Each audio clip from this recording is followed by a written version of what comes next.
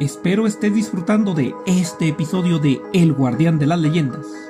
Si este contenido es de tu agrado, por favor compártelo con tus amigos, tu familia y conocidos, para que pronto seamos cada vez más buscadoras y buscadores de leyendas en este fascinante mundo del folclore. Pero no te vayas aún, pues tengo un último relato más por contarte. Sigue disfrutando de este tu espacio.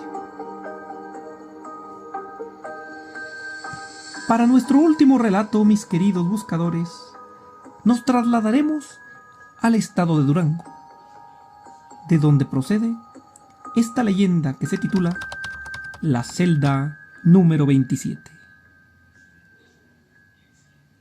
Se cuenta que a finales del siglo XIX, allá en el estado de Durango, en una cárcel existía una celda bastante peculiar.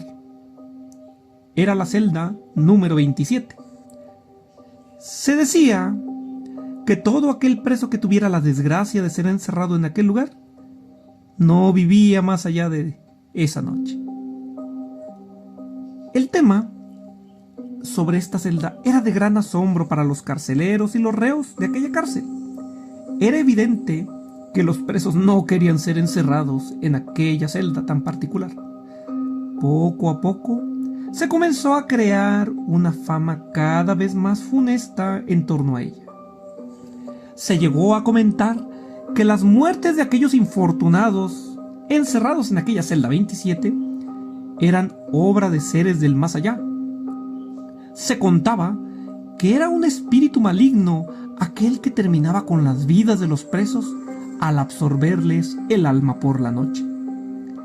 Cabe destacar que aquella celda es descrita como un lugar sin una ventana por donde pueda entrar la luz, ni la del sol, ni mucho menos la tenue luz de luna. Era bajo el amparo de la total oscuridad que todo reo ahí encerrado encontraba su final en circunstancias por demás misteriosas. La historia de este lugar llegó a ser tan famosa y conocida que hubo incluso personas que aseguraban que las muertes de aquellos presos eran obra del mismísimo diablo, quien se apersonaba por las noches para castigar a los criminales y terminar con su existencia. Es curioso también señalar que por aquellos tiempos y en aquella misma cárcel se encontraba un reo llamado Juan, el cual era conocido como Juan Sin Miedo. Hombre franco y valiente que alguna vez disfrutó de domar caballos salvajes y de enfrentar todo tipo de peligros sin temor, haciendo honor al apodo que carga. Este señor había llegado a ser encerrado en aquella cárcel debido a un trágico momento, el cual les contaré. Se cuenta que 7 años atrás, Juan Sin Miedo había matado a una mujer.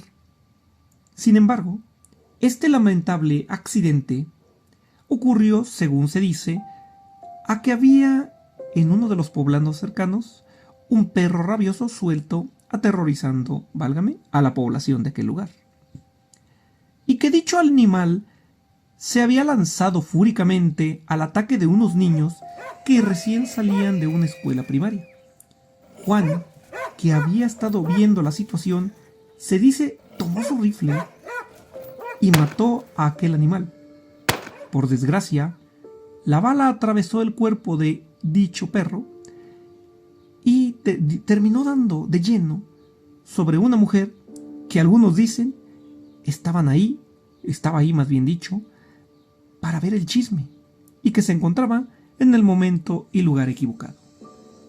Así, a Juan se le arrestó y se le obligó a confesar su crimen, bajo tortura, claro está, por lo cual fue encerrado para recibir una pena reducida, entre cínicas comillas, de tan solo 20 años. Es aquí, mis queridos buscadores, donde el relato de la celda 27 y el de Juan Sin Miedo se encuentran y dan por resultado dos vertientes sobre lo que sucede a continuación. En uno de los relatos se nos dice que un poderoso hacendado quiso deshacerse de Juan para quedarse con su prometida, y que usó sus influencias para mandarlo a la temida celda. En otro relato, es el propio Juan que, mostrando aquel típico valor que le caracterizaba, el que apostó su libertad a cambio de sobrevivir y descubrir qué era lo que se ocultaba en la misteriosa celda 27. Dejo a ustedes, mis queridos buscadores, elijan la versión que más les guste de este relato, para que su imaginación le dé sentido y seguimiento. Mas no se preocupen, que lo que sigue, sin importar la decisión que hayan tomado, sigue siendo lo mismo. Al entrar Juan en aquella temible celda, se dice que como última voluntad pidió unas velas y una cajita de cerillos, pues éste estaba convencido que aquella luz sería capaz de desenmarañar el misterio que rodeaba a la singular celda. Y se lo concedieron. Una vez dentro y que la oscuridad llenó el lugar, Juan encendió el primero de los cerillos y con ello la primera de las velas. Y así estuvo mientras la noche pasaba minuto a minuto. Los nervios, el sentimiento de ser observado y de pronto un misterioso ruido como de pisadas que se encontraban en aquel lugar ponían cada vez más y más temeroso a quien alguna vez ostentaba aquel apodo de Sin Miedo. Y así, poco a poco, vela tras vela se fue acabando y consumiendo, hasta que finalmente la última de ellas estaba por consumirse y nuevamente pudo escuchar aquel misterioso sonido de pisadas en aquella celda. Pero la penumbra ahogó todo nuevamente en su insaciable vorágine. Pero las manos de Juan se movieron rápidamente y encendió un fósforo más. Y pudo verlo, ahí, a lo lejos, un alacrán, el cual, al verse descubierto por aquella tenue luz, se ocultó rápidamente en las sombras. Sin embargo, la fantasmagoria, mis queridos buscadores, el miedo, la paranoia, parecían haberle jugado una mala broma a Juan. ¿Cómo podía aquel animal ser algo serio? Sin embargo, no descartó la posibilidad y los nervios comenzaron a agudizarse al momento de que aquel primer fósforo nuevamente sumía todo en la oscuridad. Temeroso, nervioso y sin poder conciliar el sueño, encendió un nuevo fósforo, esperando que aquella tenue luz tan fugaz alejara aquellos fantasmas del miedo que le quejaban después de ver a aquel animal. Sin embargo, mis queridos buscadores, ustedes y yo sabemos que los cerillos o fósforos emiten una luz muy fugaz y nada duradera. Y fue así que Juan consumía los cerillos uno tras otro en un intento desesperado por alejar la oscuridad y el temor que traía consigo. Cuando quedaba solamente un último fósforo o cerillo, fue que Juan encendió, sabiendo que tras ello la oscuridad lo acompañaría en la vida o en la muerte, si fuera preciso.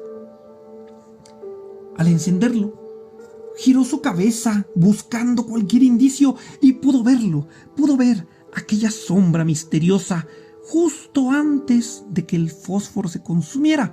Sin tiempo para pensar, Juan lanzó su sombrero hacia donde estaba aquella sombra. Y justo tras eso, las sombras lo engulleron todo nuevamente. Así transcurrió aquella noche de terror. La noche dio cauce a la mañana. Los guardias de la prisión se aprestaban seguros de que recogerían otra víctima más del horror que se escondía en aquella celda 27. Mas les sorprendió ver que Juan sin miedo aún estaba vivo. Desvelado, trasnochado y un poco nervioso, vio a los guardias. Se había ganado su libertad tras haber sobrevivido a aquella misteriosa celda. Los guardias, extrañados por ver a Juan vivo, le preguntaron lo que había sucedido, y Juan contó con lujo de detalle todo lo acontecido sobre las velas, los fósforos, los pasos en la pared, aquella misteriosa figura y ese alacrán que no podía quitarse de la cabeza. Y ahí, justo donde había arrojado el sombrero, fue que al levantarlo, tanto los guardias como Juan pudieron observarlo. Aquel alacrán de gran tamaño, uno tan grande como nunca se había visto en aquellas regiones, y que parecía ser el culpable de las misteriosas muertes de todos aquellos reos.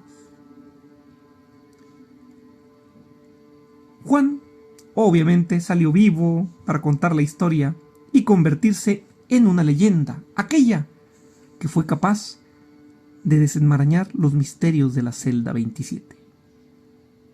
Asimismo, se preguntarán mis queridos buscadores, ¿qué fue de aquel alacrán?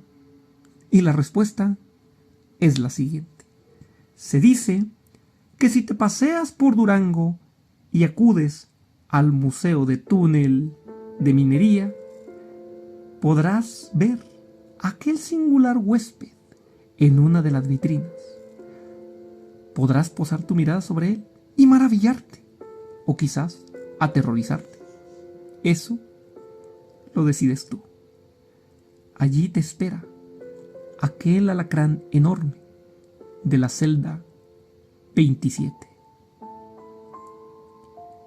Es así que llegamos al final de este episodio de El Guardián de las Leyendas. Me despido por ahora, no sin antes desearles, como siempre, todo lo mejor a mi querida audiencia, a mis queridos buscadores. Espero este episodio haya sido de su completo agrado y puedan seguir acompañándome en este proyecto. No obstante, traten de mantenerse bien, hidrátense, cuídense mucho en esta temporada de calor y no dejen de revisar las esquinas y rincones. Pues créanme, mis buscadoras y buscadores, que no son solamente los alacranes y las pequeñas arañas de lo que deben cuidarse, sino quizás de aquello que tras el velo les observa más allá de la oscuridad. Soy su amigo y guía, el guardián de las leyendas. Hasta nuestro próximo encuentro.